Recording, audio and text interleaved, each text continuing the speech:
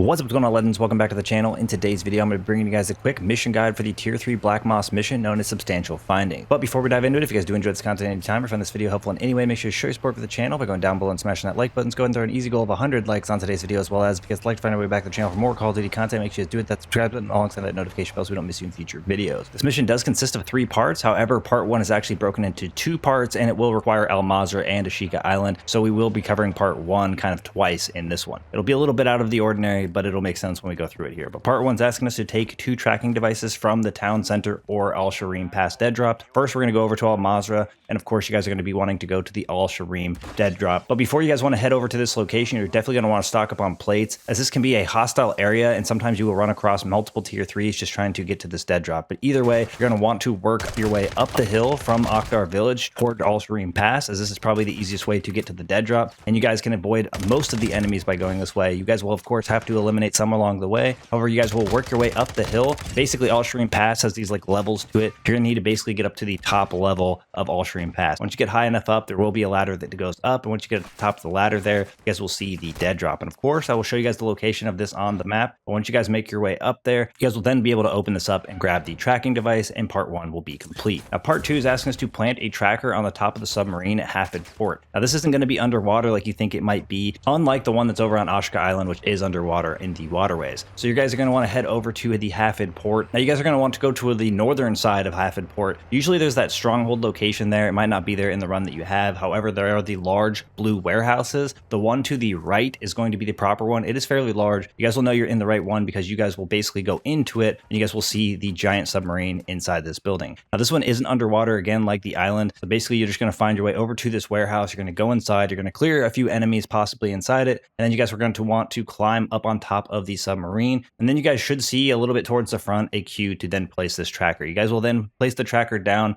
and part 2 will be complete. Now we're going to go back to part 1, as it's asking us again to take one of the tracking devices from the town center dead drop. So this time we're going over to Ashika Island. We're going to go over near the town center, and of course there is that gas station there, and in between the gas station and the science center will actually be the location of the dead drop. So you guys will go over to this area. Of course, again, I will show you guys on the map where this is located. You guys will open this dead drop, and the tracking device will be available. You guys will grab this, and part 1 of this will be complete. Now, the third and final part of this mission is asking us to plant a tracker on the top of the submarine in Ashika Island waterways. All right, so you guys have probably been to the submarine location before. If you guys haven't, you're going to need to go through one of the 3 main areas of the waterways. Basically, work your way through it, eliminating the enemies. Of course, there are other ways you guys can go down below, but I just definitely recommend one of the main areas to go through, as it will make clearing out the enemies a little bit easier. You guys won't find yourself stuck in between them. But basically, you're going to have to go all the way through till you get to the centralized area where that submarine is going to be. You guys might want to be careful, though, just like on the Sharim Pass one. You guys are going to want to set yourself up for success with tons of plates, tons of ammo, because you could run into multiple juggernauts while going for this. But anyways, you guys are going to clear your way all the way till you get to the central area where that submarine is located.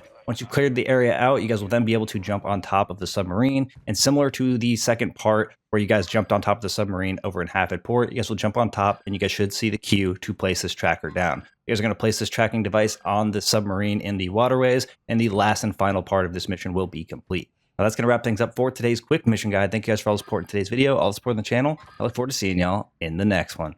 Peace.